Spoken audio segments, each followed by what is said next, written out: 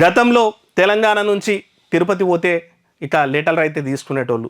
కానీ తెలంగాణ విడిపోయిన తర్వాత ఇక ఆ రాష్ట్రం అక్కడ ఈ రాష్ట్రం ఇక్కడ అయిన తర్వాత మన లెటర్లు, మన ఎమ్మెల్యేల లెటర్లు, ఎమ్మెల్సీల లెటర్లు, మన అదే మంత్రుల లెటర్లను ఆడ వాడేస్తారనేటువంటిది పెద్ద విమర్శ, ఆరోపణ. నిజం కూడా. వాళ్ళు ఆంధ్రోలు, ఎంపీలు, ఎమ్మెల్యేలు, వాళ్ళు పెద్ద మనుషులందరూ వచ్చి ఈడ ఉండొచ్చు. మనది హైదరాబాద్ ఉమ్మడి రాజధాని ద్వారా మొన్నటి వరకే కూడా ఉండే. మరి ఆ సందర్భంలో కూడా మన లెటర్లని ఎవరు దేకేటోళ్ళు కాదు. ఇప్పుడు కొత్త బాడీ అయితే వచ్చింది.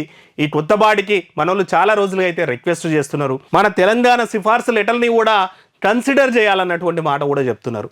ఎందుకంటే తెలుగు రాష్ట్రం, మన రాష్ట్రం నుంచి కూడా చాలామంది, వేల మంది, లక్షల మంది కూడా తిరుమల దర్శనానికి వెళ్తారు.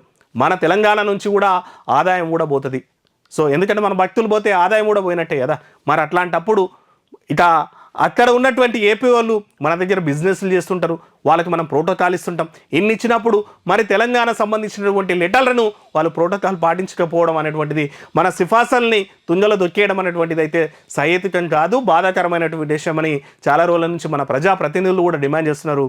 ఈ సందర్భంగా మళ్ళొకసారి కొత్త ఆయన మన టీవీ5 సంబంధించినటువంటి నాయుడు గారు, బిఆర్ నాయుడు గారు చైర్మన్ అయినటువంటి సందర్భంగా మళ్ళీ తెలంగాణ వాళ్ళందరూ కూడా రిక్వెస్ట్ అయితే చేస్తున్నారు. తెలంగాణ ఎమ్మెల్సీలు, ఎమ్మెల్యేలు, ఎంపీలు, మినిస్టర్స్ యొక్క లెటర్లకు సిఫారసులను కూడా కన్సిడర్ చేయాలి, మా భక్తులకు కూడా ప్రాధాన్యత ఇవ్వాలని, తొందరలోనే ఆ నిర్ణయం అమల్లోకి వస్తుందని అయితే ఆశిద్దాం.